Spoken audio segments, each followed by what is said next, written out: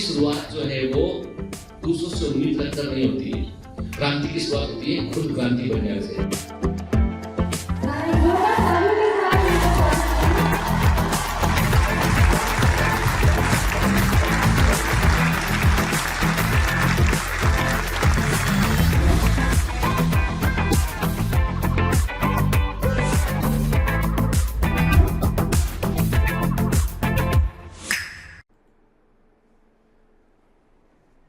Hello commandos, welcome to Biomentors classes online. I am doctor Geetan Singh और बेटा हम पढ़ रहे हैं ह्यूमन फिजियोलॉजी। और ह्यूमन फिजियोलॉजी में जिस चैप्टर में भी हमें वो है न्यूरल कंट्रोल एंड कोऑर्डिनेशन, मतलब नर्वस सिस्टम को हम पढ़ रहे हैं।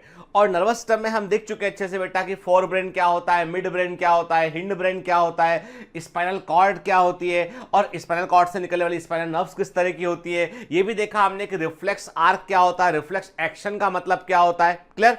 और हमने आई के बारे में भी लास्ट क्लास में देखा था हमने कि हमारी आई जो है एक सेंस ऑर्गन है, वो किस प्रकार से जो है वो सेंस करती है इंफॉर्मेशन को, लाइट को कैसे परसीव करती है, कैसे इमेज बनते हैं, ठीक है। ऑप्टिक क्याज्मा क्या होता है, तो कई सारे बड़े इंपॉर्टेंट फैक्ट हमने पिछली क्लास में समझे। अच्छा बताइए मेरे को, क्या आपको लगता है कि हमारी जो स्पाइनल कॉर्ड है उसका वजन कितना होना चाहिए? ठीक है, सोच के बताइए कि हमारी जो स्पाइनल कॉर्ड है आपके हिसाब से उसका वजन कितना होना चाहिए, कितना होना चाहिए? ठीक है, आपको बता दूं मैं, आपको जानकर आश्चर्य होगा कि आपकी स्पाइनल कॉर्ड का जो वजन है वो 35 ग्राम है ओनली।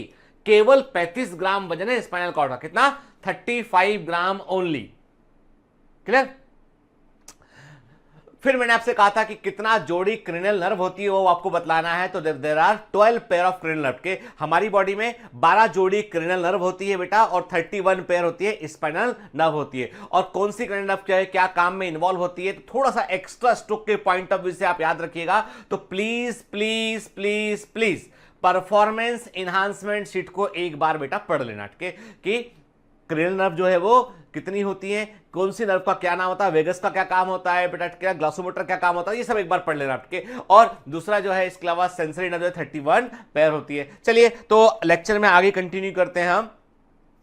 और हाँ, सीएसएफ के बारे में मैंने आपको जो है परफॉर्मेंस इनहांसमेंट शीट है, मैंने आपको सेरिब्रो स्पाइनल फ्लूइड की इंफॉर्मेशन दी बेटा मैंने आपको, तो एक बार ध्यान से उसको पढ़ लीजिएगा, ठीक है ना। मतलब नर्वस सिस्टम में आपको performance enhancement sheet please miss नहीं करनी है, क्योंकि डीपीबी में कुछ क्वेश्चन ऐसे होंगे जो परफॉर्मेंस इनहांसमेंट शीट से मैं आपको दूंगा बेटा, है ना, ठीक है। तो पढ़ लेना है, मैं बड़ी मेहनत से तैयार करता हूं उसको, तो एक बार पढ़ लिया करो उसको। चलिए आपके सामने आज का क्वेश्चन के, अरे बड़ा छोटा क्वेश्चन दिखाई पड़ रहा है, तो के आपको बेटा इसमें लेवलिंग बताना है आपको, के मैं इसमें जो है वो नंबरिंग डाल रहा हूं, उसमें आप बताएंगे मुझे कि ये ए क्या है, बी क्या है, सी क्या है, डी क्या है, ई क्या है, एफ क्या है बेटा, जी क्या है और एच क्या है। ये आप मुझे डायग्राम को आप लेवल करके बताइए, ठीक है ना बेटा, है ना, क्लियर। सबको बताना है, कोई भी जो है वो आलस से नहीं करेगा। एवरीबॉडी शुड आंसर दिस के ए से। और हाँ, कॉपी खोल के बुक खोल के नहीं बताना, के अभी आपने पढ़ा है ना बेटा, तो रिकॉल करो, के रिकॉल करो, के होगा गलत, मैं मान सकता हूं कि आपने रिकॉल किया, एक आध जगह लेवलिंग में आपने गलती कर दिया, गलती करो, गलती करोगे ना तो उसको सुधारने का चांस होगा बेटा, गलती नहीं करोगे तो सुधार कभी नहीं पाओगे, है ना बेटा। तो अभी जितनी गलती करना गलती कर दो आप और इंप्रूव करो, देखो कहां गलती की आपने, पहचानो, ठीक है। चलिए, और हम जानते हैं अच्छे से बेटा कि जो सेंस ऑर्गन है वो क्या क्या होते हैं बेटा। हमने कहा हियरिंग के लिए ईयर होते हैं, इसके साइट के देखने के लिए जो है आईज होती हैं अपने, स्मेल के लिए नोज होती है हमारी, के, और फिर हमने कहा टच के लिए जो है वो स्किन होता है आपका, और टेस्ट के लिए जो है आपकी बर्ड्स होती है, आपकी जो है वो टेस्ट बर्ड होती है टंग में, ठीक है। तो सेंसरी ऑर्गन क्या होते हैं, बेसिकली वो इंफॉर्मेशन को रिसीव करते हैं बेटा। तो हमारा जो ब्रेन है, तो हमारे ब्रेन की जो विंडो है, जो खिड़कियां हैं, वो सेंस ऑर्गन होते हैं। तो सेंस ऑर्गन बेसिकली क्या होते हैं, they are like windows to the brain के। तो ब्रेन जो भी बाहर है ना, जो भी बाहर के इन्वायरमेंट की सूचना है कि बाहर फूड कहां पर है, बाहर खतरा तो नहीं है, कि बाहर आवाज किस तरह की आ रही है, कोई चीज आपको हार्मफुल टच तो नहीं होगी आपसे, तो everything is sense by the body, और वो ब्रेन के पास जाता है और ब्रेन उसके अकॉर्डिंग रिस्पॉन्ड करता है, ठीक है ना। चलिए अगला क्वेश्चन ये है कि आप बताएंगे मुझे लेवलिंग के, आई पढ़ा पिछली क्लास में 1 2 3 4 5 6 7 8 9 10, ठीक है। आपको 1 से लेकर 10 तक जो है लेवलिंग करके बताना है ये और देखो बेटा मैं जो आपको लेवलिंग के डायग्राम दे रहा हूं इनके स्क्रीनशॉट ले लिया करो, आपके और प्रिंट आउट ले लिया करो उसका के बाद में रिकॉल करने काम आएगा के, क्योंकि कई सारे क्वेश्चन जो है वो जो है आपके नीट के अंदर एम्स के अंदर जो है वो डायग्राम लेवल करने के आधार पर भी पूछे आते हैं बेटा के। तो मैंने आपसे कहा और ये कॉन्सेप्ट क्लैरिटी के लिए भी बड़ा जरूरी है, तो 1 से लेकर 10 तक जो है लेवल करके मुझे दिखाइए बेटा आई में, ठीक है क्लियर। दूसरा क्वेश्चन ये है कि ये यहां पर मैंने आपसे कहा ए और बी ये क्या स्ट्रक्चर है आपको बताना कि ये डायग्राम एनसीईआरटी से नहीं है लेकिन एम्स के अंदर बेटा कंप्यूटर बेस्ड टेस्ट में पूछा गया है, आपको बताना है ए और बी क्या है ये आपको बताना है कि ए क्या चीज है और बी क्या चीज ये आपको बताना है, ठीक है। चलिए आज बात करेंगे हम ईयर के ऊपर के, आज हम सुनने की बात करेंगे। पिछली क्लास में हमने देखने की बात की थी हमने the year perform 2 sensory function, हमारे कान जो है वो 2 सेंसरी फंक्शन करते हैं। हम सब लोगों को मालूम है कान सुनने में मदद करते हैं, लेकिन आपको जो है वो याद रखना चाहिए बेटा कि आपके ईयर जो है वो 2 बड़े महत्वपूर्ण काम करते हैं और ईयर का जो प्राइमरी काम है, ईयर का जो प्राइमरी काम है वो सुनना नहीं है, ठीक है, वो है मेंटेनेंस ऑफ बॉडी बैलेंस। और सबसे पहले जो प्रीमिटिव ऑर्गेनिज्म, अब ये कैसे मालूम चला कि प्राइमरी काम क्या है इसमें, जो प्रीमिटिव ऑर्गेनिज्म है ना बेटा उनमें स्टेटोसिस नाम का एक पार्टिकल हुआ करता था कि जो बॉडी बैलेंस को मेंटेन करता था। वो समझ लीजिए आप कि यानी जो ईयर है, ईयर का काम जो है वो देखो जैसे हम देखें ईयर का डेवलपमेंट जो हुआ ना, तो ईयर का प्राइमरी काम सबसे पहले जब ईयर का इवोल्यूशन हुआ ना तो पहला काम था इसका बॉडी बैलेंस को मेंटेन रखना और सेकेंडरी काम इसका आया फिर सुनने में हेल्प करना, कि जो हमें लगता है कि वो प्राइमरी काम है। तो इसका मतलब ये कि 2 बड़े इंपॉर्टेंट काम जो है ईयर करता है वो है नंबर 1 पहला क्या है बेटा हियरिंग सुनना और दूसरा है बॉडी बैलेंस को बनाए रखना, ठीक है। आपको पता है कई लोगों को चक्कर आने की समस्या होती है, हम लोग उसको मेडिकल में वर्टिगो बोलते हैं, उसको वर्टिगो बोलते हैं हम के। और वर्टिगो में हम आपको बता दूं कि हम लोग जो है इप्लीज मैनुअर का इस्तेमाल करते हैं, हम लोग के इप्लीज जो है वो मैनुअर इस्तेमाल करते हैं हम के। जब किसी को बार बार चक्कर आता है ना तो हम लोग जो है वो इप्लीज मैनुअर इस्तेमाल करते हैं, यानी व्यक्ति को एक तरफ लेटाते हैं, एक तरफ उसको शोल्डर पर लेटाते हैं, गर्दन को थोड़ा घुमाते हैं हम के और एकदम पलटने को बोलते हैं लेटे लेटे उसको हम के, उससे कान के अंदर के जो पार्टिकल उसकी पोजीशन को ठीक करने की हम कोशिश करते हैं। आप बोलोगे सर कुछ समझ में नहीं आ रहा क्या बोल रहा है आपके, हाँ पूरी तरीके से समझने के लिए आपको डॉक्टर बनना पड़ेगा। आप समझ लीजिए कि जिन लोगों को वेस्टिबुलर वर्टिगो की प्रॉब्लम होती है, पहले कान के अंदर जो ऑटोकॉइड पार्टिकल है उसकी पोजीशन बदलने के कारण उनको चक्कर आता रहता लगातार, तो ऐसे लोगों को इलाज कराने के लिए ईएनटी स्पेशलिस्ट के पास जाना चाहिए। गलती करते हैं वो चले जाते हैं न्यूरो फिजिशियन के इसके उसके पास में। एक्चुअली में यदि जो है वो प्रॉक्सिमल जो है वेस्टिबुलर वर्टिगो है कि आप कैसे मालूम चलेगा, मान लो आप बैठे हुए हैं, आप एक जगह बैठे हुए, बैठे से आप एकदम खड़े हुए और चक्कर आने लगा, ठीक है।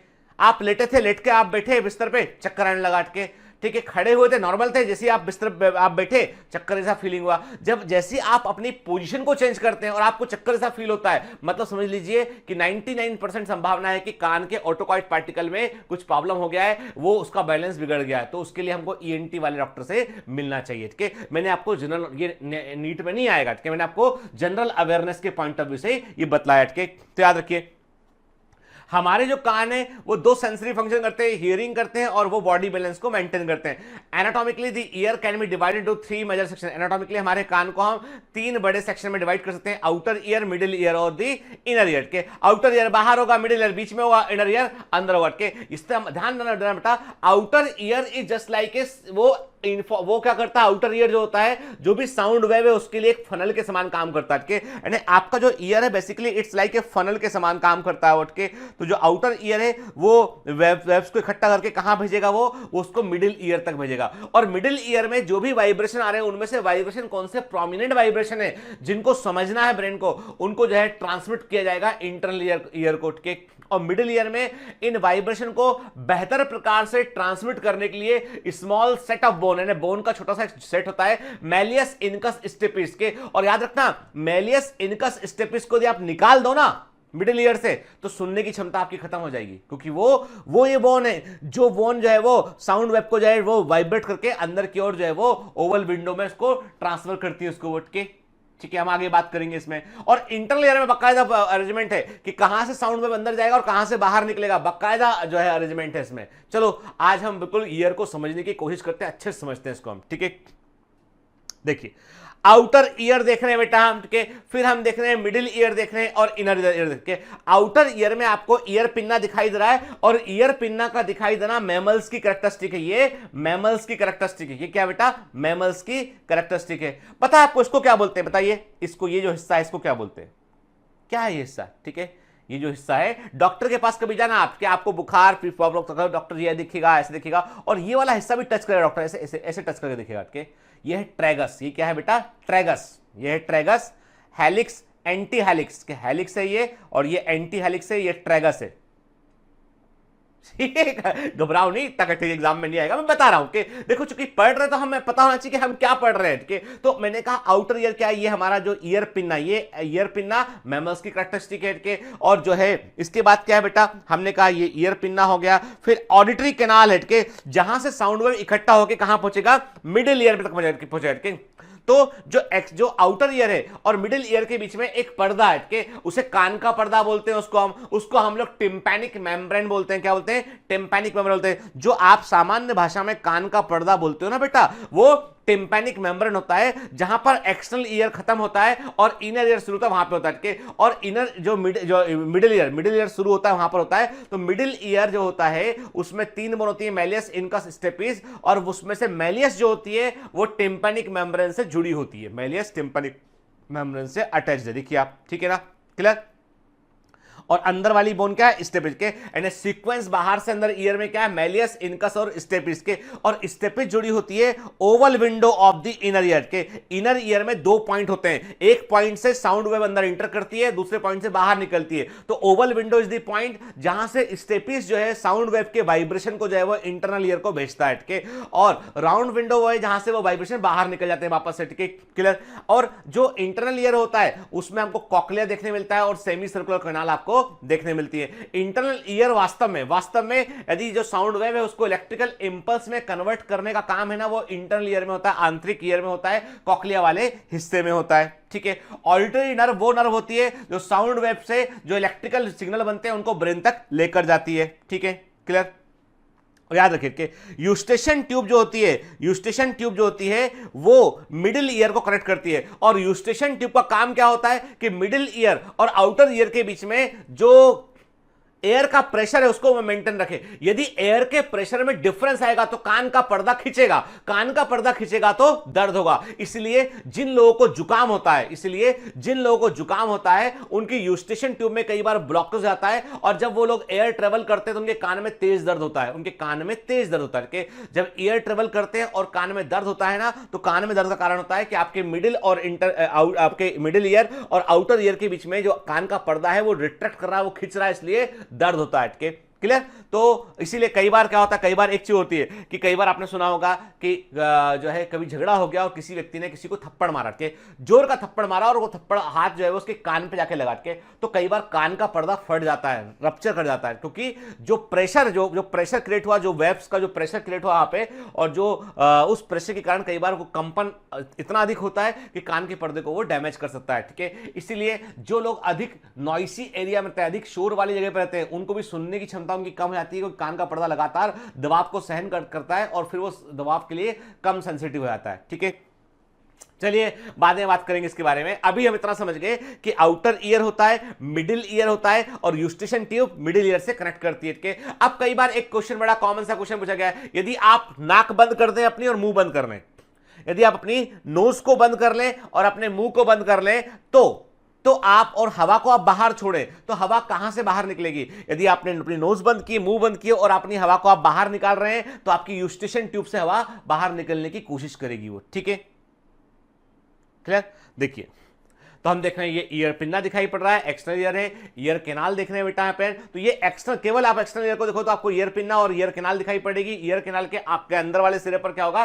टिम्पैनिक मेम्ब्रेन होगी जो मिडिल ईयर से कनेक्ट करेगी। देखिए, इसे हम एयर ड्रम बोलते हैं, कान का पर्दा कहते हैं। ये ईयर कैनाल है, ईयर पिन्ना है बेटा, और जो साउंड वेव है वो साउंड वेव जो है वो इसमें अंदर यहाँ पे आके हिट करते हैं। ठीक है ना? क्लियर है ना, एकदम बेटा बिल्कुल सिंपलीफाइड तरीके से। ये मत सोचो कि कोई बहुत सारे सेंस ऑर्गन पढ़ाएंगे तो कोई बड़ी बड़ी बातें करेंगे, बड़ी भयंकर भयंकर चीजें बताएंगे तो ही लगेगा कि जितेंद्र सर ने पढ़ाया है नीट के लेवल का हटके। तो नीट का लेवल नहीं होता, जो एनसीईआरटी में लिखा है और जो एक्चुअल में सिलेबस है उसको पढ़ना है हमको हटके। मतलब मुझे आपको इंप्रेस करने से कुछ नहीं मिलेगा हटके, और आपको भी कुछ नहीं मिलेगा। जो है वो सही पढ़े, हम उसको टू दी पॉइंट पढ़े, समझते हुए पढ़े, तो आपको भी मिलेगा, मुझे मिलेगा। मुझे क्या मिलेगा? मुझे मेरा टॉपर मिलेगा, ठीक है। आपको क्या मिलेगा? आपको कॉलेज मिलेगा, है ना। चलिए फिर आप देखो, जो एक्सटर्नल ईयर होता है उसमें कुछ हिस्से बड़े इंपॉर्टेंट होते हैं। जैसे मैंने आपसे कहा कि जो हिस्सा जो दिखाई पड़ रहा है, ये ट्रैगस, ये ट्रैगस देख रहे हैं आप यहाँ पे के, ठीक, ईयर नॉच, ठीक है, एंटी ट्रैगस पिछला हिस्सा है, ठीक है। फिर मैंने आपसे कहा कि ये एंटी हेलिक्स वाला हिस्सा होता है, ये अंदर वाला, ठीक है, ये हेलिक्स का, ये हेलिक्स कहलाता है पूरा हिस्सा, ठीक है। और ये नेविकुलर फोसा, मतलब आप सोचिए कि जो ईएनटी का डॉक्टर है ना, वो सब चीज चेक करता है। आपका कान देखेगा ना, तो कान में कहां पर छोटा सा कोई बॉयल भी आ गया तो बोलेगा स्काइफा पे बॉयल है, कॉन्का पे बॉयल है, कहां पर बॉयल है के। तो हर चीज को आप जितना डिटेल में जाना चाहते उतना डिटेल में जा सकते हैं। Medical is like that field, ठीक है। चलिए, तो अभी हम आ गए हैं, वापस से हम आ गए हैं एक बड़े इंपॉर्टेंट डायग्राम पर, जो एनसीईआरटी का फिगर 21.7 है, डायग्रामेटिक व्यू ऑफ ईयर के, और इसको हम पढ़ते जाएंगे और लेवलिंग के लिए तैयार करते जाएंगे। के सबसे बाहर हमने देखा, हमें दिखाई पड़ रहा है ईयर पिन्ना, ठीक है। हमने कहा कि ये हो गया, सबसे बाहर दिखाई पड़ रहा है हमें ये ईयर पिन्ना के। नंबर 1 हमने कहा ये ईयर पिन्ना हो गया, ठीक है। नंबर 1 इज ईयर पिन्ना, है ना बेटा, ठीक है। फिर हमने कहा नंबर 2 क्या हो गया बेटा, जो बोन दिखाई पड़ रही ईयर से कनेक्टेड, जो बोन दिखाई पड़ रही है वो क्या बोन है बेटा, वो है, आपको दिखा, आप देख रहे हैं उसको, वो है टेम्पोरल बोन है। वो क्या है? ये है टेम्पोरल बोन। हमने, चलो लेवलिंग के लिए हमें याद रखेंगे इसको, टेम्पोरल बोन, ठीक है। हम क्यों लिखते हैं इसको हर बार? ताकि आप एक क्वेश्चन को तैयार कर लें यहाँ पे, ठीक है ना बेटा, है ना। फिर ये क्या है आपका एक्सटर्नल ऑडिटरी कैनाल के, एक्सटर्नल ऑडिटरी कैनाल, ठीक है ना, मतलब बाहरी ईयर कैनाल जो है इसको हमने बोला एक्सटर्नल ऑडिटरी कैनाल बोला इसको हमने, ठीक है। चलो नंबर 3 हमने लिखा एक्सटर्नल ऑडिटरी कैनाल, ठीक है बेटा, है ना, ठीक है। नंबर 4 हमने देखा टिम्पैनिक मेम्ब्रेन, क्या देखा बेटा, जिसको हम कान का पर्दा बोलते हैं, वो है टिम्पैनिक मेम्ब्रेन, नंबर 4, ठीक है ना। ये मैं एक क्वेश्चन आपके लिए तैयार कर रहा हूं, नंबर 4 टिम्पैनिक मेम्ब्रेन, है ना बेटा, टिम्पैनिक मेम्ब्रेन, ठीक है। फिर नंबर 5 हम बात करते हैं, हमें दिखाई दे रहा है मिडिल ईयर में ये यूस्टेशियन ट्यूब, ठीक है ना, यूस्टेशियन ट्यूब, नंबर 5 हमने कहा ये है यूस्टेशियन ट्यूब, यूस्टेशियन ट्यूब, ठीक है। नंबर 6 हमने देखा यहाँ पे, नंबर 6 हम बात करें बेटा, यहाँ पे नंबर 5 हो गया आपका यूस्टेशियन ट्यूब हो गया। नंबर 6 हम देखते हैं यहाँ पे बेटा, हमें दिखाई पड़ रहा है small bones malleus, incus and stapes. Stapes कहां जुड़ा होता है? ओवल विंडो से जुड़ा होता है, ठीक है बेटा, ठीक है। 6 नंबर है मैलियस, 7 है इनकस, 8 है आपका स्टेपीज, ठीक है। फिर 9 नंबर क्या है आपका? कॉक्लिया। 9 नंबर क्या है यहाँ पे? 9 नंबर इज दी कॉक्लिया, ठीक है। और 10 नंबर क्या है बेटा यहाँ पे? 10 नंबर यहाँ पर है कॉक्लियर नर्व, 10 नंबर हमने कहा यहाँ पे कॉक्लियर नर्व, ठीक है ना, 10 नंबर इज कॉक्लियर नर्व के। तो हमने क्या किया, हमने हमारे एनसीईआरटी के इमेज को एक लेवलिंग वाले डायग्राम के क्वेश्चन में कन्वर्ट कर लिया, और 1 से लेकर 10 तक की लेवलिंग हम कम से कम 3 बार खुद से करके देखेंगे, हम 3 बार खुद से करके देखेंगे। यही तरीका है बेटा याद रखने का इसको के, यानी आप इसको क्वेश्चन, आप जो डायग्राम को आप लेवलिंग वाले इमेज में कन्वर्ट कर लो, 4-5-6 बार करके देख लो, आप उसको भूलना नहीं, इसको याद रह जाएगा आपको, ठीक है। चलिए अब क्या देख रहे हैं आप देख रहे हैं एक्सटर्नल में। अब आपने एक समस्या और देखी होगी कि कान में कई बार वैक्स में आता है, कि कई लोग क्या करते हैं, कई लोग कान में वैक्स की लगातार सफाई करवाते हैं, कई लोग, ठीक है। कई लोग जो है वो ईयरबड होती है, उस ईयरबड से भी जो है वैक्स को साफ करते हैं, ज्यादा वैक्स बन जाता है, किसी को सुनाई देने में दिक्कत, इतना वैक्स, कई लोगों को इतना अधिक वैक्स बन जाता है कि उनको सुनने में दिक्कत होने लगती है। तो डॉक्टर जो है वो ईएनटी वाले डॉक्टर जो है ईयर की सफाई भी करते हैं। कई लोग जो है वो नीम हकीम खतराए जान से भी सफाई करवा लेते हैं कान की, के जिसको आता है वो कर लेता है, जिसको नहीं आता तो वो कान को डैमेज भी कर सकता है, के। फिर मैंने क्या देखा, मैंने एक बड़ी इंटरेस्टिंग चीज देखी, मलेशिया में देखा मैंने कि मलेशिया में जो है वो एक ईयर स्पा सेंटर था। वहां पे क्या करते थे वो कि आपके कान में एक लंबा सा जैसे मैंने आपसे कहा कि एक पेपर लेता हूं यहाँ पे, जैसे ये मैंने कहा एक ऐसा कुछ पेपर हुआ करता था कि उस पेपर को लेते थे वो, कि एक लंबे से पेपर को लेंगे और उसको वो ऐसे ट्यूब में ऐसे वो ट्यूब समान उसको जो है वो ऐसे कन्वर्ट कर लेंगे उस पेपर को वो, ठीक है, और इस पेपर को आपके कान में लगा देंगे, ऐसे कान में लगा देंगे और इसको यहां से जला देंगे, ठीक है। जब ये जलते जलते कान के पास तक पहुंचेगा, यहां तक पहुंचेगा और उसको बुझा निकाल लेंगे बाहर के, तो देखेंगे इसमें यहाँ काफी सारा यहाँ वेक्स इकट्ठा हो गया, ठीक है। मलेशिया में इस प्रकार से ईयर की सफाई करते हैं, मैंने देखा लोगों को करवाते हुए देखा कि मैं चूंकि डॉक्टर हूं इसलिए मैं इन सारे प्रयोगों से वो दूर रहता हूं। तो डॉक्टर लोग जो है वो जनरली क्या होते हैं अपने घर में भी, जैसे जो सर्वेंट आता घर में काम करेगा, आपके कुक काम करेगा, आप बोलोगे साफ दो, हाथ धो, ये करो वो करो, इस दवाई हरी भाजी इस मौसम में मत खाओ, इस मौसम में ये मत खाओ के, तो डॉक्टर्स के घर में लोग बाग जो है वो परेशान रहते थोड़े से, क्योंकि डॉक्टर लोगों को लोग मतलब बताओ सच बताता हूँ आपसे कि मेरे को तो जो है मेरे घर में मेरे कुक भी समझ गया है, मेरे घर की मेड भी समझ गई कि वो सर की तो हैबिट है डांटने की, बोलने की, ये गंदा मत करो, वो गंदा मत करो, ऐसे मत करो, इसको ढक के रखो, इसको वैसे करो, उसको वैसे करो, ये ठीक नहीं है, पालक अभी मत ला खाना, इस समय जो है बारिश के मौसम में ये होता है वो होता है, ये जन वो। पर मेरे घर में जिसको जो खाना होता है वो खाता है, जिस मौसम में खाना था उस मौसम में खाता है, बस खून कोई जलाता है तो वो सिर्फ मैं जलाता हूं अपना। तो मैं आपसे कह रहा था कि ये बात कहां से कहां पहुंच गई। मैं आपसे कह रहा था कि कान में कई बार वैक्स की समस्या आती है लोगों को, पर नॉर्मली कान के अंदर सिरुमिनस जो है वो ग्लैंड्स होती है जो वैक्स को रिलीज करती हैं ताकि कान के पर्दे के अंदर जो कचरा ना पहुंच सके। तो ये जो वैक्स है ना, ये वैक्स बड़ा प्रोटेक्टिव है, कई बार छोटे छोटे कीड़ों से बचाने के लिए, ठीक है, और ये जो है आपके कान को प्रोटेक्शन देने के लिए एक डिवाइस एक प्रकार से, ठीक है। देखिए सिरुमिनस ग्लैंड्स जो होती है बेटा, ceruminous gland they are the modified sweat glands found in the external auditory canal, ठीक है, याद रखना। के कान के अंदर की जो वैक्स ग्लैंड होती है बेटा, उनको हम सिरुमिनस ग्लैंड्स कहते हैं। ये मॉडिफाइड स्वेट ग्लैंड होती है जो एक्सटर्नल ऑडिटरी कैनाल में पाई जाती है, ठीक है। दे प्रोड्यूस सेरुमेन और ईयरवैक्स को हम टेक्निकली सिरुमेन कहते हैं बेटा, इसलिए इनको सिरुमिनस ग्लैंड्स कहते हैं। They help in trapping foreign particle from reaching the ear drum, तो ईयर ड्रम तक ये फॉरेन पार्टिकल को पहुंचने से ये रोकता है वैक्स, ठीक है, क्लियर। अब देख रहे हैं आप ईयर ड्रम, जो हम कान का पर्दा बोलते हैं, जिसको हम कान का पर्दा कहते हैं, इसको हम के या जिसको हम जो है वो ईयर ड्रम कहते हैं, वो एक्चुअली क्या होता है टेक्निकली, वो टिम्पैनिक मेम्ब्रेन होता है वो, के आप देख रहे हैं पार्स फ्लैसिडा पोस्टीरियर फोल्ड के, इनका ये देखिए ये क्या पोर्शन, ये ईएनटी वाला डॉक्टर जब देखता है ना कान के अंदर के, तो वो सब चीजों को देखता है, इसको कौन सा एरिया में क्या है, किस लेवल पर जो है, कहां पर जो है वो इन्फ्लेमेशन है, वो सब चेक कर रहा था डॉक्टर के। मेरे पास भी जो है वो मशीन है चेक का ईयर को चेक करने के लिए, जो मैं यूएस से लेके आया था, छोटी सी मशीन है, उससे हम कान के अंदर का पूरा जो है वो हिस्सा अंदर का देख पाते हैं, ठीक है। हालांकि मैं ईएनटी डॉक्टर नहीं हूं, इसलिए मुझे जरूरत नहीं पड़ती इसकी, पर तब भी कभी जब मैं फैमिली मेडिसिन में कुछ प्रैक्टिस करता था, आपको तो मेडिसिन के भी कई फील्ड होते हैं। जो मेडिसिन है, मेडिसिन में एक होता है इंटरनल मेडिसिन, एक होता है जनरल मेडिसिन, एक होता है जो है वो ये जो फैमिली मेडिसिन, तो उसमें भी अलग अलग फील्ड होते हैं। तो बेसिकली जब मैंने अपना स्पेशलाइजेशन किया मैंने, तो मेरे पास चॉइस थी कि मैं जनरल मेडिसिन को लूं या इंटरनल मेडिसिन को लूं या फैमिली मेडिसिन को लूं। तो मैंने फॉरेन के पॉइंट ऑफ व्यू, फॉरेन में फैमिली मेडिसिन का काफी स्कोप है, इसलिए मैंने फैमिली मेडिसिन को लिया। देन उसके बाद फिर मैंने डायबिटोलॉजी को एज ए सुपर स्पेशलिटी के रूप में लिया।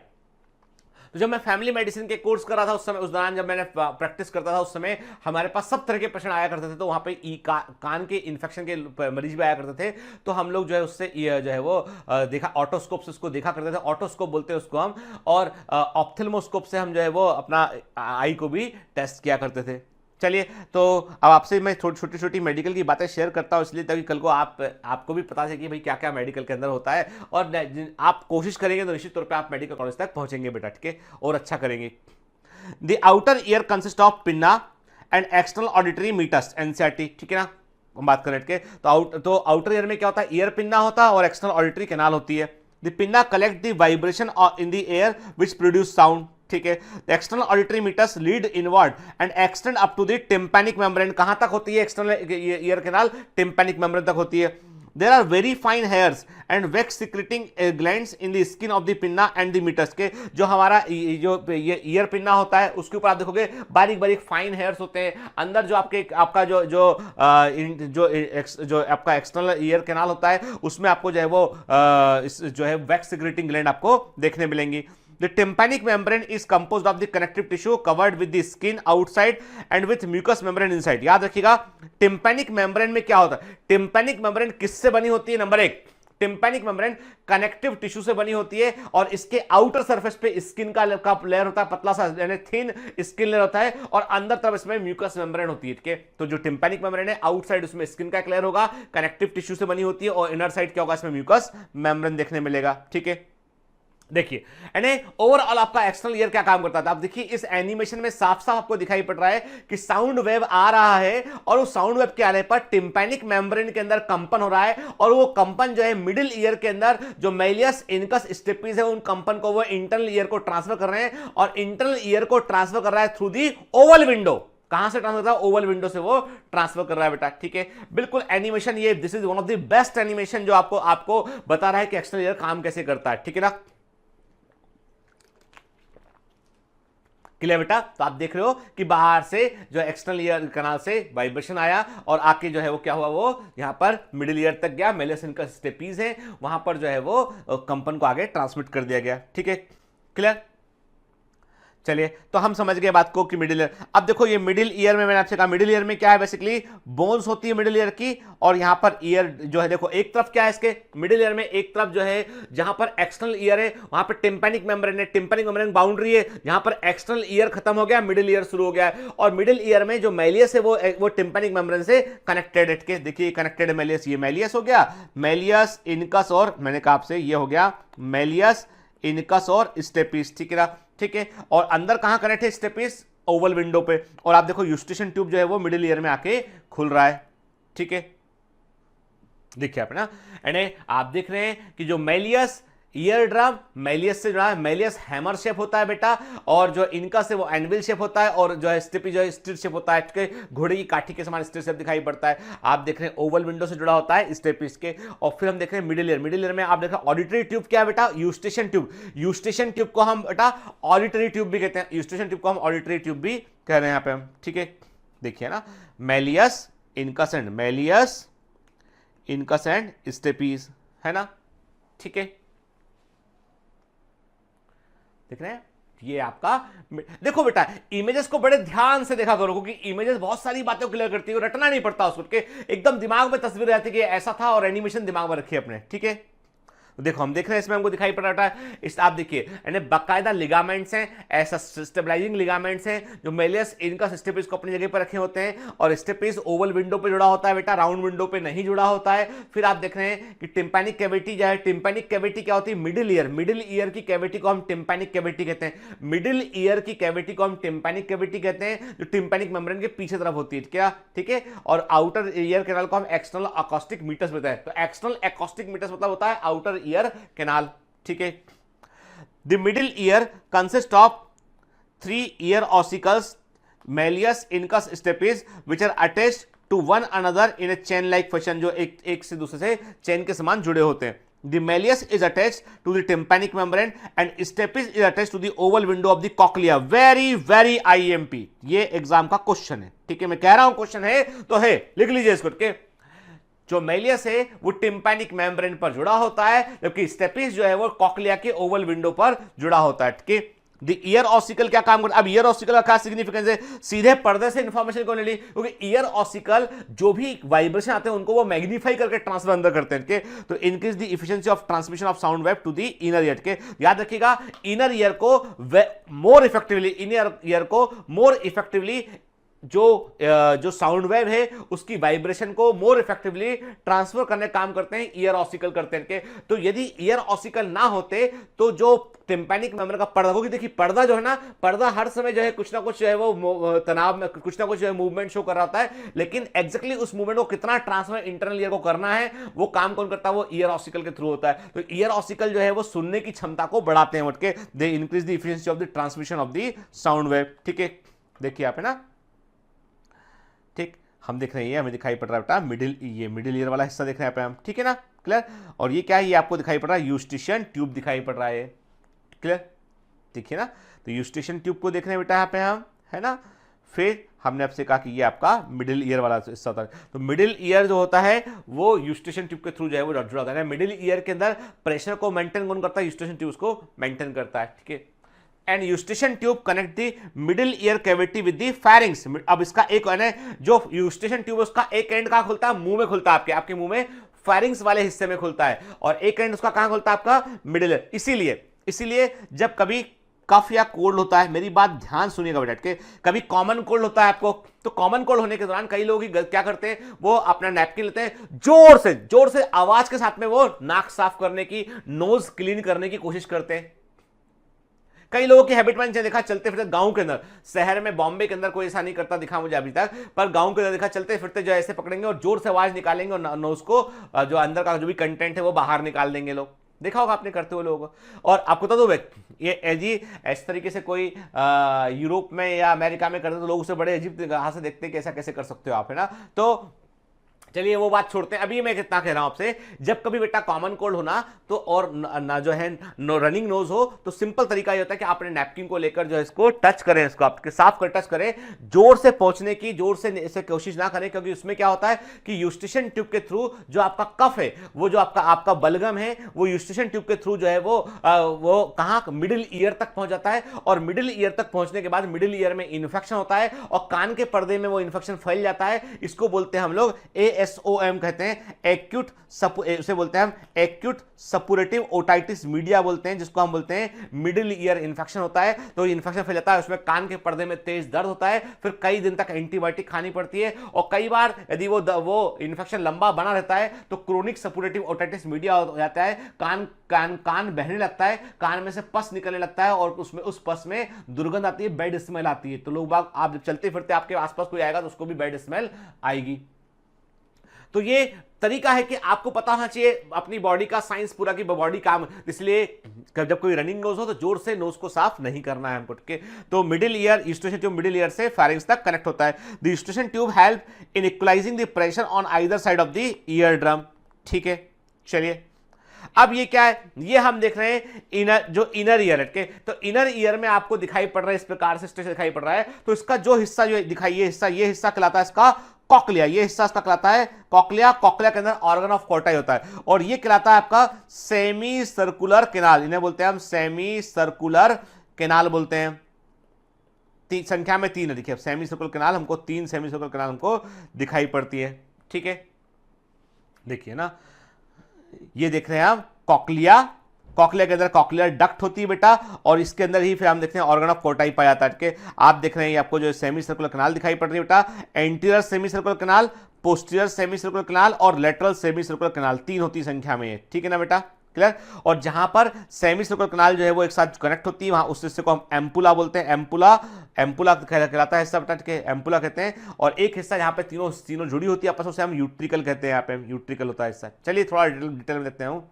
देखिए क्या लिखा है एनसीईआरटी में, the fluid filled inner ear is called the labyrinth, के जो लिक्विड से भरा हुआ फ्लूइड फिल्ड इनर ईयर होता है उसको हम लेवरिंथ बोलते हैं। क्या बोलते हैं? लेवरिंथ। और लेवरिंथ के 2 हिस्से होते हैं, बोनी लेवरिंथ और दी मेम्ब्रेनस लेवरिंथ। क्या एक हिस्सा होता है इसका होता है बोनी लेवरिंथ, जिसमें सेमी सर्कुलर कैनाल आती है बेटा, और दूसरा होता है बेटा सेकंड हिस्सा इसका क्या होता है, सेकंड हिस्सा इसका होता है जो है वो मेम्ब्रेन लेवरिंथ होती है। इसके अंदर जो है वो आप देखते हैं एंडो, देखिए जो बोनी लेवरिंथ होता है उसमें क्या होता है, उसके अंदर जो है वो आपका पेरीलिम्फ भरा होता है, और मेम्ब्रेन लेवरिंथ के अंदर एंडोलिम्फ भरा होता है। मतलब कान के अंदर जो लिक्विड भरा है वो भी 2 हिस्सों में बेटा, एक पेरीलिम्फ है और एक एंडोलिम्फ है बेटा। चलिए देखते हैं, ठीक है।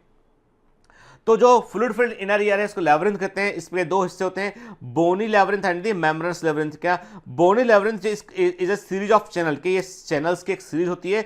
Inside this channel lies a membranous labyrinth, के और इन चैनल के अंदर ही मेम्ब्रेनस लेवरिंथ होता है। एंड बोनी लेवरिंथ के अंदर बेटा, बोनी लेवरिंथ के अंदर ही मेम्ब्रेनस लेवरिंथ, देखिए डायग्राम में भी शेप शो किया गया है। एंड इन चैनल्स का बोनी लेवरिंथ का मतलब होता है it's a series of channels, के इसके अंदर ही मेम्ब्रेन लेवरिंथ जो है हमको देखने मिलता है, which is surrounded by fluid called perilymph. के मतलब ये है बेटा, ध्यान से बात सुनिए, कि बोनी लेवरिंथ आउटर लेयर है, के मेम्ब्रेन लेवरिंथ अंदर की लेयर है, और दोनों के बीच में क्या प्रेजेंट, दोनों के बीच में पेरीलिम्फ प्रेजेंट, दोनों के बीच में पेरीलिम्फ प्रेजेंट है। के मेम्ब्रेनस लेवरिंथ के अंदर क्या प्रेजेंट है, एंडोलिम्फ प्रेजेंट है। देखो बेटा, मैंने आपसे कहा ये हो गया है आपका बोनी लेवरिंथ, ठीक है, ये इसके अंदर हो गया आपका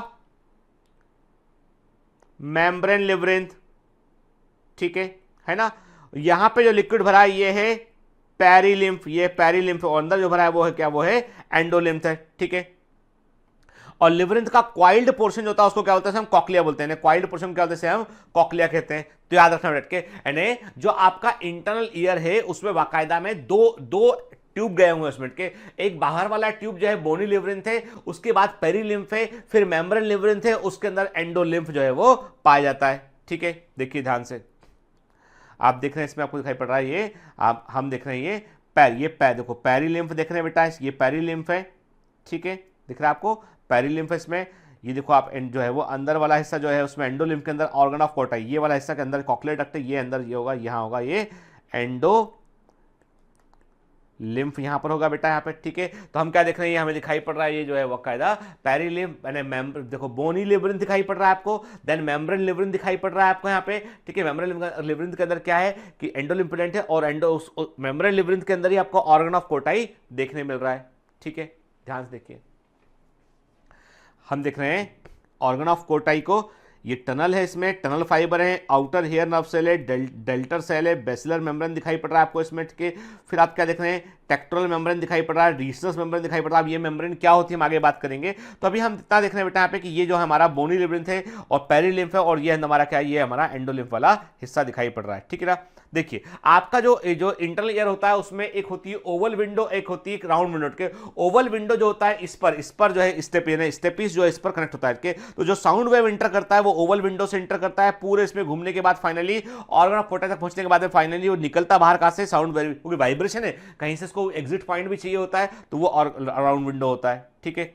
देखिए ध्यान से इस चित्र को बड़े ध्यान से देखिए बेटा, इस इमेज को बड़े ध्यान से देखिए। आप क्या देख रहे हैं, आप देख रहे हैं कि आउटर ईयर से साउंड वेव अंदर आ रहा है, टिम्पैनिक मेम्ब्रेन ने साउंड वेव को ट्रांसफर किया, कहां ट्रांसफर किया उसने, इसको जो है मेलियस इनकस स्टेपिस के थ्रू साउंड वेव को ट्रांसफर किया, कहां उसने, इंटरनल ईयर पे। और इंटरनल ईयर में ओवल विंडो जो है, जो ओवल विंडो बेटा, उस ओवल विंडो से साउंड वेव कहां जा रहा है, वो अंदर जा रहा है। तो देख रहे हैं पेरिलिम्फ है, और देखिए आप उसमें कि फाइनली जो है वो क्या हो रहा है कि आप देख रहे हैं कि उसके चलते एक पेरिलिम्फ है, कंपन हुआ, और वो कंपन फाइनली ट्रांसफर कहां हुआ, वो कंपन फाइनली ट्रांसफर हुआ कहां पर, मेम्ब्रेन लिवरिन में ट्रांसफर हुआ, जहां पर जो है एंडोलिम्फ ने जो है के अंदर भी कंपन हुआ।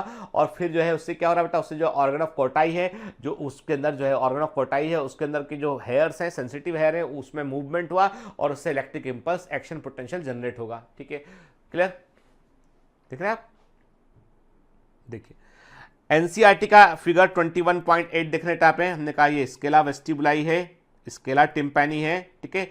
वेस्टिबुलर कैविटी दिखाई पड़ रही है हमको, टिम्पैनिक कैविटी दिखाई पड़ रही है हमको, जो स्केला टिम्पैनी दिखाई पड़ रहा है हमें। फिर हम स्केला मीडिया देख रहे हैं बेटा, और हमें दिखाई पड़ा, आप देखिए बेटा इसमें जो लेवलिंग में मेम्ब्रेन है, याद रख के, एक है इसमें रीसनर्स मेम्ब्रेन है, अपर साइड होती है इसमें बेटा, और बेसिलर मेम्ब्रेन जो है वो लोअर साइड होती है, ठीक है। जो ऑर्गन ऑफ कोटाई होता है वो बेसिलर मेम्ब्रेन के ऊपर सिचुएटेड होता है, ठीक है, क्लियर।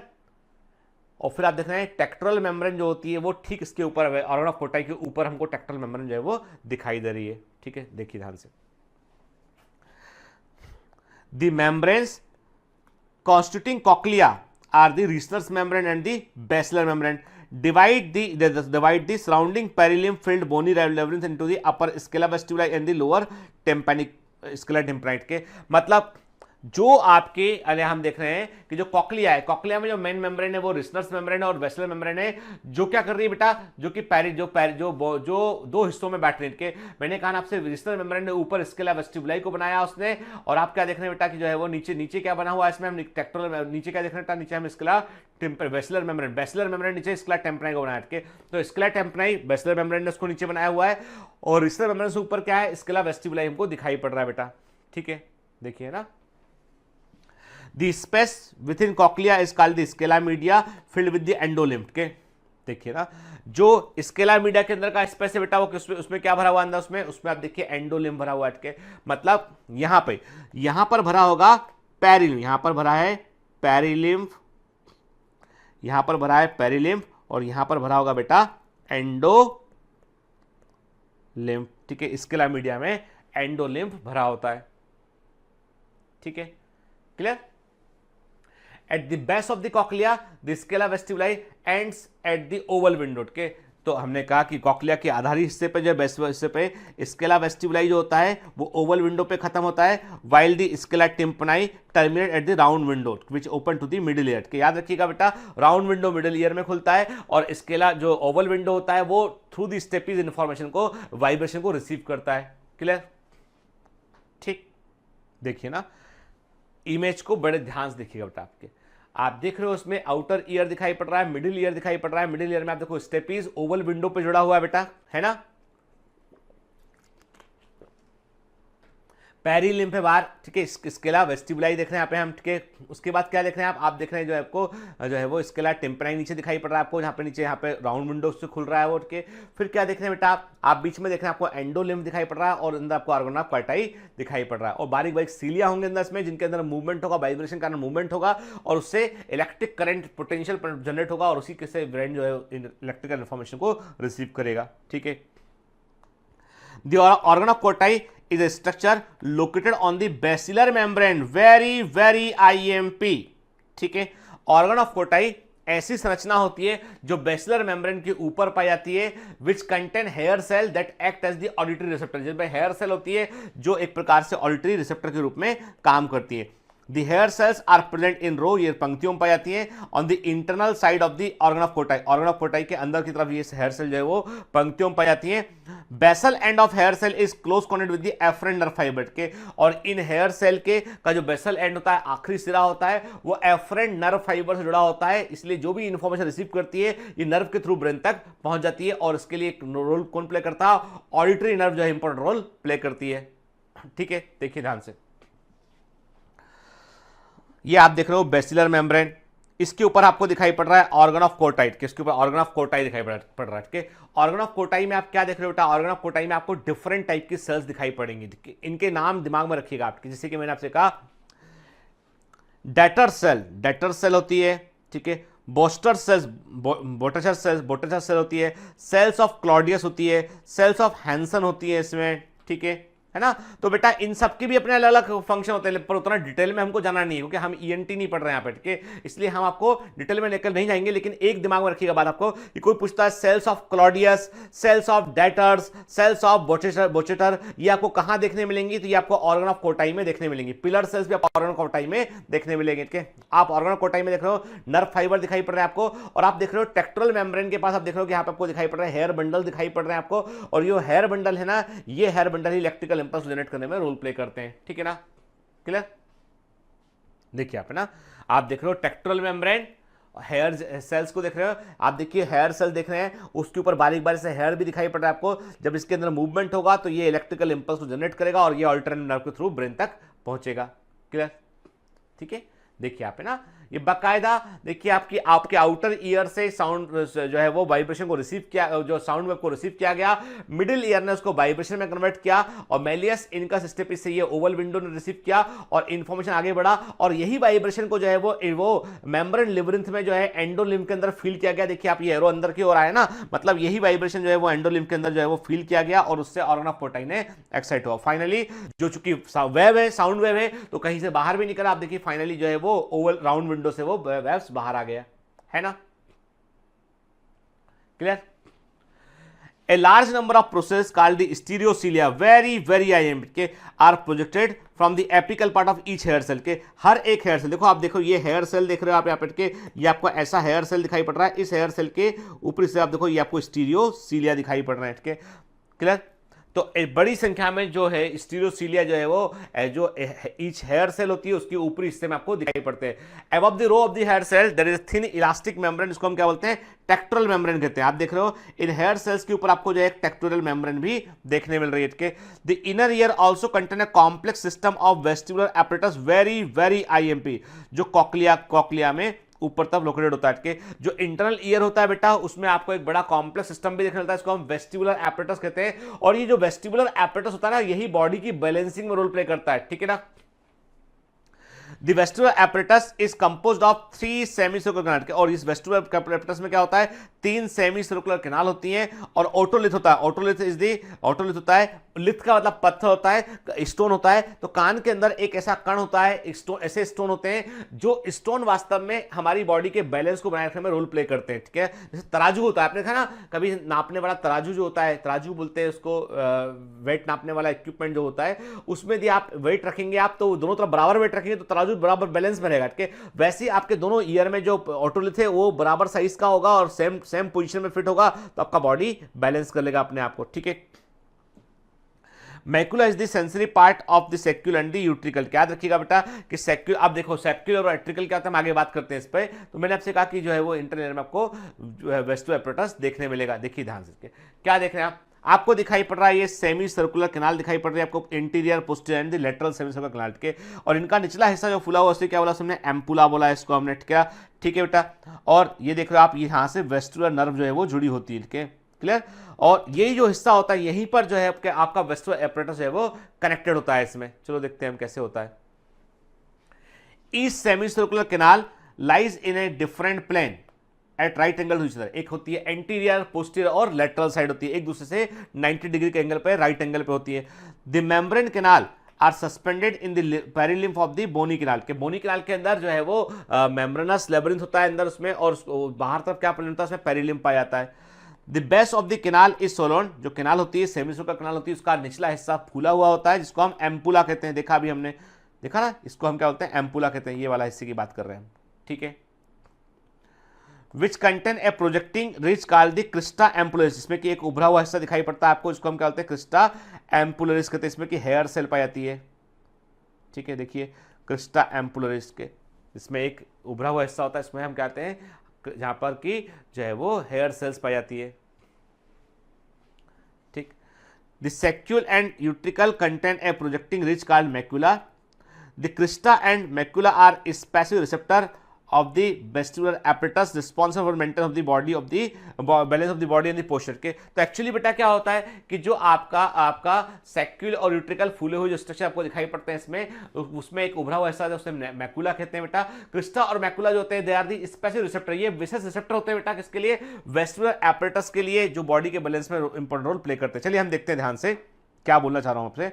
देखो ये वेस्टिब्यूल है, यूट्रिकल एंड सेक्यूल, ठीक है। वेस्टिबुलर नर्व है आप देख रहे हैं उसमें, देखो ना, सेक्यूल मतलब फूला हुआ हिस्सा है, आप देखें फूला हुआ हिस्सा है, ठीक है। यूट्रिकल थैली समान दिखाई पड़ रहा है आपको यहाँ पे, दोनों को मिला के हमने वेस्टिब्यूल बोला बेटा हमने, और वेस्टिबुलर नर्व हमको निकलती हुई दिखाई पड़ रही है, ठीक है। डायग्राम ध्यान से देखिए आप, ठीक है। आप देखिए macula of the utricle and macula of the saccule के, जो इसका सेंटर पॉइंट है, जहां जो इसका सेंसिटिव हिस्सा है उसे हम मैकुला बोल रहे हैं। तो आप देखो यूट्रिकल के अंदर भी आपको मैकुला दिखाई पड़ रहा है, सेक्यूल के अंदर भी आपको मैकुला दिखाई पड़ रहा है, और मैकुला को हमने मैग्नीफाई करके देखा हमने, तो क्या दिखाई पड़ रहा है हमें इसमें हेयर सेल, मैकुला में हमको हेयर सेल्स दिखाई पड़ रही है यहाँ पे हमें, सपोर्टिंग सेल। और इन हेयर सेल्स के ऊपर क्या देख रहे हो आप, देख रहे हो आपको एक ऑटोलिथिक मेम्ब्रेन दिखाई पड़ रही है, एक मेम्ब्रेन है, और उस ऑटोलिथिक मेम्ब्रेन के ऊपर कई सारे आपको स्टोन दिखाई पड़ रहे हैं, छोटे छोटे से आपको स्टोन दिखाई पड़ रहे हैं, जिनको हम ऑटोलिथ बोलते हैं। देखिए ये ऑटोलिथिक मेम्ब्रेन है, ये आपकी ऑटोलिथिक मेम्ब्रेन है बेटा, इसके ऊपर छोटे छोटे स्टोन ऑटोलिथ आपको दिखाई पड़ रहे हैं, ठीक है। और देखो आप हेयर सेल देख रहे हो, इनमें भी आप क्या देख रहे हो, आपको हेयर बंडल दिखाई पड़ रहा है, काइनोसिलिया, स्टीरोसिलिया दिखाई पड़ रहे हैं। और जैसे ही आपका बॉडी पोस्चर चेंज होता है ना, तो ये स्टोन है, जो ऊपर प्रेजेंट स्टोन ना, स्टोन भी अपने आप को पोजीशन को चेंज करते हैं, और उससे क्या होता है, उससे बॉडी को एक रिस्पॉन्स मिलता है कि ये स्टोन की मैंने आपकी बॉडी की पोजिशन को नापने के लिए अंदर बिल्कुल छोटे बारीक बारीक जो है, जिनको आप माइक्रोस्कोप से देखते हो कि स्मॉल आपको जो स्टोन दिखाई पड़ते हैं, पार्टिकल दिखाई पड़ते हैं। सोच लीजिए आप कि आपकी इतनी बड़ी बॉडी को रेत के कणों के समान, उनसे भी बारीक जो है वो जो पार्टिकल है वो आपकी बॉडी का बैलेंस बनाए रखने में रोल प्ले करते हैं, ठीक है। देखिए ना आपको दिखाई पड़ रही है, ऑटोलिथ दिखाई पड़ रहे हैं, और देखिए ध्यान, ऑटोलिथ है ना, ऑटोलिथिक मेम्ब्रेन के ऊपर है बेटा, नीचे हेयर बंडल है इसमें। तो जैसे ही स्टोन की पोजीशन चेंज होगी ना, तो हेयर सेल उसको सेंस करेगा और इंफॉर्मेशन को जनरेट करेगा, ब्रेन तक इंफॉर्मेशन पहुंचेगी और बॉडी बैलेंस को बनाए रखेगी, ठीक है। फिर बात करते हैं मैकेनिज्म ऑफ हेयरिंग की, बात करते हैं बेटा। The external ear receive sound wave and direct them to the ear drum, बिल्कुल सही बात है। The ear drum vibrate in response sound wave, tympanic membrane vibrate करती है, और ये वाइब्रेशन जो है वो ईयर ऑसिकल के थ्रू ओवल विंडो तक पहुंचते हैं, ठीक है। Vibration are pass through the oval window on to the fluid of the cochlea, और फाइनली ये वाइब्रेशन कॉकलिया के फ्लूइड तक पहुंचते हैं, जहां पर ये लिम्फ के अंदर जो एंडोलिम्फ है उसके अंदर ये वेव्स को जनरेट करते हैं।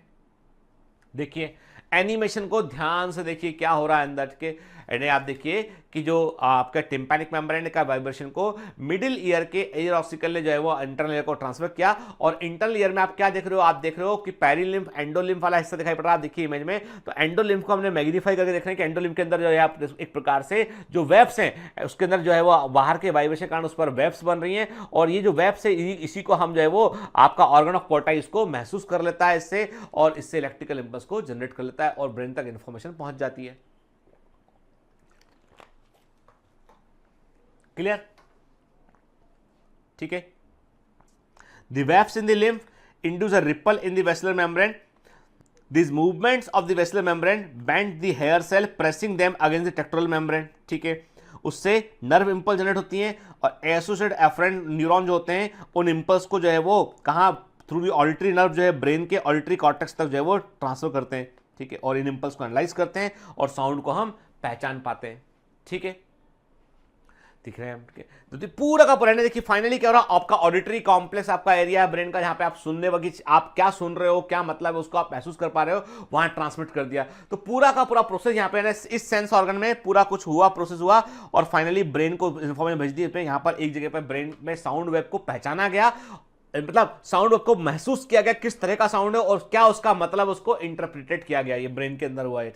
तो ये प्रोसेस होती है हियरिंग की या सुनने की प्रक्रिया होती, कान हमारे जो है इस प्रकार से कार्य करते हैं। ठीक है, तो हमने आज क्या देखा, आज हमने जो है बिल्कुल ईयर जो है को देखा, हमने सेंस ऑर्गन रूप में ईयर को देखा। अब देखो बेटा, ईयर में चाहे तो इससे डिटेल में जाकर भी पढ़ सकते हैं, पर एनसीईआरटी में जितना लिखा उससे ऊपर जाके हमने पढ़ा है, देखिए हमने कई चीजों को यहाँ पे देखा हमने, बस ये लिमिट है। अब इसके ऊपर हमको इसलिए नहीं जाना है क्योंकि यहां से उसके ऊपर जाने पर क्वेश्चन आने की संभावना 1% से भी कम है, लेकिन वेस्टेज ऑफ टाइम ज्यादा होगा। इसलिए बेटा जो मैंने आपसे कहा ना एनसीईआरटी के अकॉर्डिंग पूरा कवर करना। अब यहां पर जब हम देखें टेक्निकली देखें तो आपका न्यूरल सिस्टम वाला चैप्टर पूरा होता है, लेकिन मैं एक लेक्चर आपका और लूंगा जिसमें मैं कुछ इंपॉर्टेंट पॉइंट जो नर्वस सिस्टम के जो लिंक्स हैं उनको हम यहां पे कनेक्ट करेंगे। जैसे कुछ और सेंस ऑर्गन है से जो है वो टच के लिए हीट के लिए उनके बारे में हम बात करेंगे। ठीक है ना, तो नेक्स्ट लेक्चर में हम इस चैप्टर को खत्म कर देंगे। तो पढ़ते रहिए, मेहनत करते रहिए, all the best. Hi. To become an official commando of Biomentors, join us at www.biomentors.online. Here you can solve daily practice papers, an online test. You can download performance enhancement sheets. You can track your progress. You can interact with other fellow commandos. Join us and prepare yourself. It's a commando training for your success. Download Biomentors online app from Google Play Store.